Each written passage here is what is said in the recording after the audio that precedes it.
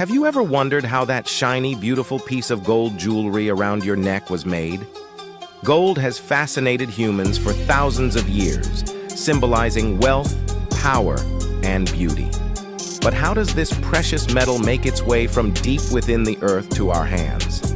In today's video, we're diving deep into the journey of gold, from the ground to the jewelry shop. Let's explore how gold is made, step by step, from its origins in the Earth's crust to the sparkling pieces we treasure. Before we dive into the modern process of gold making, let's take a step back in time. Gold has been a part of human history for over 6,000 years. The ancient Egyptians, known for their love of gold, believed it was the flesh of the gods and used it to adorn temples and tombs. In ancient Greece and Rome, gold was used to craft coins and jewelry. The allure of gold has sparked exploration, wars, and legends, from the lost city of El Dorado to the gold rushes that shaped history in America, Australia, and South Africa. But what is it about gold that makes it so special?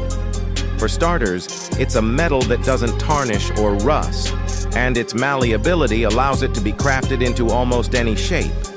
Its scarcity and unique properties made it a symbol of wealth and power, a status it maintains to this day.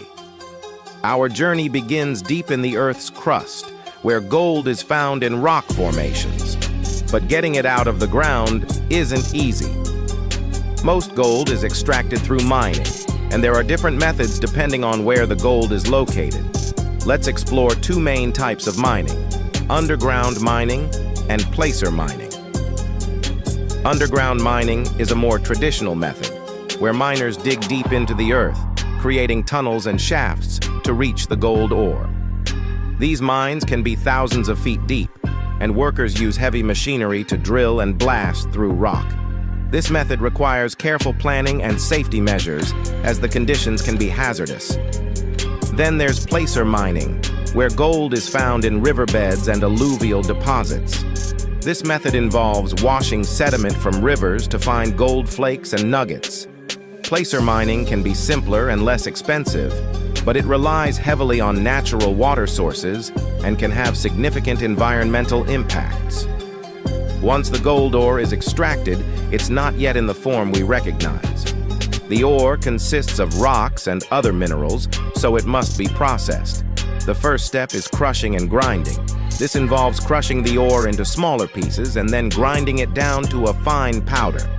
This process increases the surface area of the ore, making it easier to extract the gold. The crushed ore is then processed in large rotating mills filled with steel balls. As the mill rotates, the balls crush the ore into even finer particles. This phase is crucial because it prepares the material for the next stage, extraction. With the ore ground to a fine powder, the next step is extracting the gold.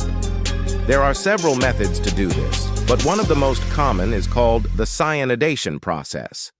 In this method, the powdered ore is mixed with water and chemicals like cyanide, which dissolves the gold. This gold-rich solution is then filtered to remove the solid waste, separating the valuable material from the unwanted. Once the gold is dissolved in the solution, it's precipitated out by adding another substance, such as zinc powder. This process causes the gold to separate from the liquid, leaving behind a mixture of gold and other metals known as doré. While cyanidation is effective, it must be done carefully. Cyanide is highly toxic, and proper handling and disposal of waste are essential to prevent environmental damage. Modern facilities are equipped with advanced technologies to minimize the risks associated with this process. But we're still not done. The doré is far from pure gold. It contains other metals like silver and copper which need to be removed. This brings us to the refining process. The most common method of refining is called smelting, where the doré is heated to extremely high temperatures in a furnace. This causes the metals to separate. Gold is heavy and sinks to the bottom, while other metals rise to the top as slag. The molten gold is poured into molds, cooled, and then reheated several times to achieve even higher purity. The end product? gold that is 99.9% pure, ready to be shaped into coins, bars, or crafted into fine jewelry. Before it's ready for the market, the gold is tested in a process called assaying to confirm its purity. Once it passes the test, it's stamped with its purity level, and these bars are sold to jewelers, investors, and manufacturers around the globe. Gold mining and production are not without their impacts.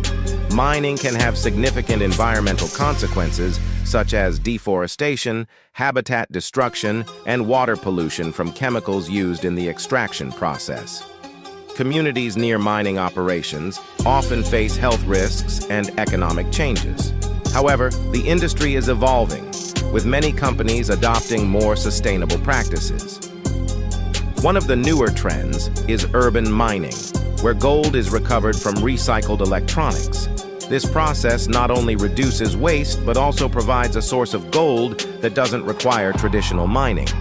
Additionally, some companies are investing in green technologies to reduce their carbon footprint and ensure that their operations do less harm to the environment.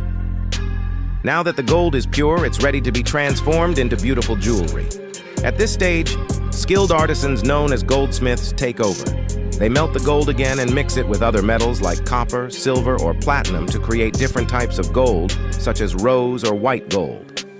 This process is called alloying, which not only changes the color of gold, but also its hardness, making it more suitable for various types of jewelry. Goldsmiths use molds to shape gold into rings, necklaces, bracelets, and other beautiful pieces. Once the gold is in the desired shape, the craftsmen carefully polish each piece, sometimes setting it with diamonds, sapphires, or other precious stones. The finishing touches include engraving or adding intricate designs, making each piece a unique work of art. We hope you enjoyed this journey into the world of gold. If you found this video interesting, give it a thumbs up, subscribe to our channel for more fascinating content, and hit the bell icon so you never miss an update. Thanks for watching, and we'll see you in the next video.